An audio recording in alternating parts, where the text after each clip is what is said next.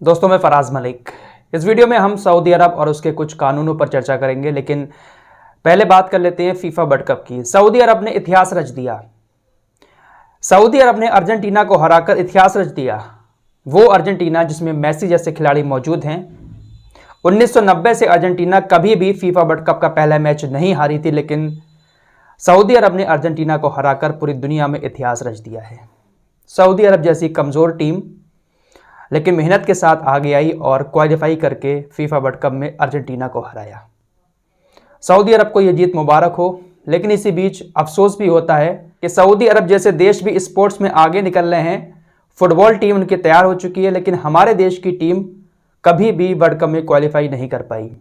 इतना बड़ा world cup, पूरी दुनिया की निगाहें होती हैं, लेकिन हमारे देश की टीम नहीं पहुंच पाती है। मीडिया को चाहिए था कि इस मुद्दे को भी उठाया जाए ताकि हमारे देश की टीम भी तैयार हो सके, क्योंकि हमारे यहाँ तो सिर्फ क्रिकेटरों पर ही पैसे की बारिश होती है, उन्हीं को सब कुछ माना जाता है।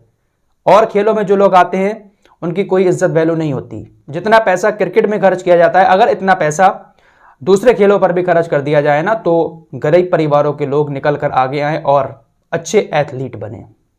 फिलहाल सऊदी अरब के कानून की तरफ चलते हैं। सऊदी अरब में पिछले 10 दिनों में 12 लोगों को सजाए मौत दी गई है। और सजाए मौत सऊदी अरब में फांसी पर लटकाकर नहीं दी जाती है, बल्कि बीच चौराहे पर सर कलम कर दिया जाता है, गोली मार दी जाती है, या फिर बीच चौराहे पर फांसी पर लटकाया जाता है। सऊदी अरब ने जिन 12 लोगों को सजाए मौत दी है, उनका जुर्म यह था कि उन लोगों के पास नशीली दवाएं थीं। 4.60 करोड़ नशीली दवाएं उनके पास पकड़ी गईं, जिसके बाद पुलिस ने 8 लोगों को गिरफ्तार किया था। 2 लोग पाकिस्तानी और 6 लोग सीरिया के थे। उनका कनेक्शन कुछ और लोगों से भी था, तो तकरीबन 12 लोग इस मामले में पकड़े गए थे। पुलिस ने उनको गिरफ्तार किया। उसके बाद सुप्रीम कोर्ट ने उनको फांसी की सजा सुनाई और बीच चौराहे पर सर कलम कर दिया गया। सऊदी अरब प्रेस एजेंसी के मुताबिक सजा पाने वालों में 3 पाकिस्तानी, 4 सीरियाई, 2 जॉर्डन और 3 सऊदी अरब के नागरिक थे, जिनको बीच चौराहे पर सर कलम कर दिया गया। आप सभी लोग जानते हैं कि सऊदी अरब के अंदर शरिया और इस्लामिक लॉ के अनुसार ही सजा दी जाती है। शरिया और इस्लामिक लॉ के अनुसार नशीली दवाओं का सेवन करना, नशीली दवाओं का कारोबार करना या नशीली दवाएं अपने पास रखना, ये बहुत बड़ा जुर्म माना जाता है और इस जुर्म में सजाए मौत सऊदी अरब के अंदर दी जाती है।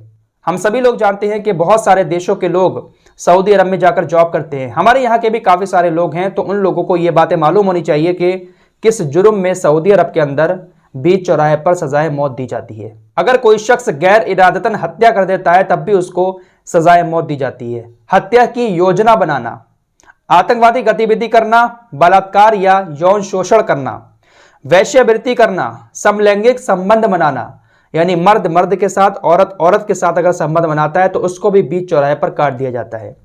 किसी की संपत्ति में आग लगाना, सेंधमारी करना या घर में कूदकर चोरी करना, जासूसी करना, धर्म के खिलाफ बोलना, डाका डालना या लूटपाट करना, नशीली दवा लेना, प्रतिबंधित नशीले पदार्थ को अपने पास रखना या सप्लाई करना, ये वो जुर्म है जिसकी सजाए मौत है सऊदी अरब के अंदर। सऊदी अरब के अलावा ईरान, चीन, वियतनाम, मलेशिया और सिंगापुर, ये भी वो देश हैं जहां पर नशीली दवाओं की तस्करी करने पर सजाए मौत दी जाती है। पिछले 5 सालों की अगर बात करें तो सऊदी अरब में तकरीबन 300 लोगों को मौत की सजा सुनाई गई है। चलते चलते आप लोगों को एक छोटी सी इंफॉर्मेशन और दे देना चाहता हूं कि जिन आरोपों में सऊदी अरब के अंदर सजाए मौत दी जाती है, उन आरोपों की सजा हमारे देश के अंदर कितनी है।